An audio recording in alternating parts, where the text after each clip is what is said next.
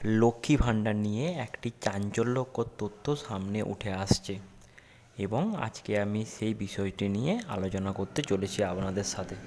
আপনারা ভিডিওটি মন দিয়ে শুনুন, তাহলে বুঝতে পারবেন। আপনারা সবাই জানেন সেপ্টেম্বরের টাকা এই মাসের 6 তারিখের মধ্যে ঢুকে গিয়েছে এবং অনেক প্রার্থী আছে যারা লক্ষ্মীর ভাণ্ডারের জন্য নতুন করে আবেদন করেছিলেন বা বর্তমানে এখন আবেদন করছেন। তো তাদেরকে নিয়ে আমি কিছু কথা বলতে চলেছি। আমাদের রাজ্যের মাননীয় মুখ্যমন্ত্রী সবাইকে আশ্বস্ত করেছেন যে যে সমস্ত নতুন প্রার্থীরা আবেদন করেছিলেন বা বর্তমানে করছেন তাদের সেই সমস্ত ফর্মগুলি রিভিউ করা হবে পুজোর পর থেকে। অর্থাৎ যারা নতুন আবেদন করেছেন বা কিছুদিন আগে আবেদন করে রেখেছিলেন তারা কিন্তু পুজোর আগে টাকা পাচ্ছেন না।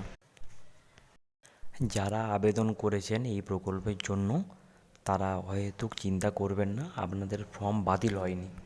আপনাদের ফর্মগুলি পুজোর পরে রিভিউ করা হবে। যদি আপনাদের ফর্ম সব কিছু ঠিকঠাক থাকে তাহলে আপনারা পুজোর পর থেকে যথারীতি সবার মতো লক্ষ্মী ভাণ্ডার পেতে থাকবেন।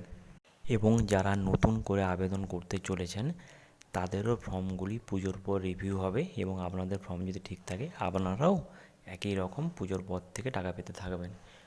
পুজোর আগে আপনারা কোনো রকম টাকা পাবেন না।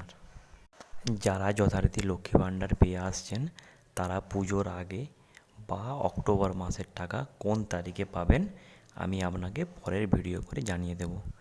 আপনারা চ্যানেলের সাথে থাকুন। যারা নতুন ভিডিও দেখছেন তারা চ্যানেলটিকে সাবস্ক্রাইব করে পাশে থাকা বেল আইকনটি প্রেস করে দেবেন, যাতে এরকম ভিডিওগুলি সবার আগে আপনাদের কাছে পৌঁছে যায়। ধন্যবাদ।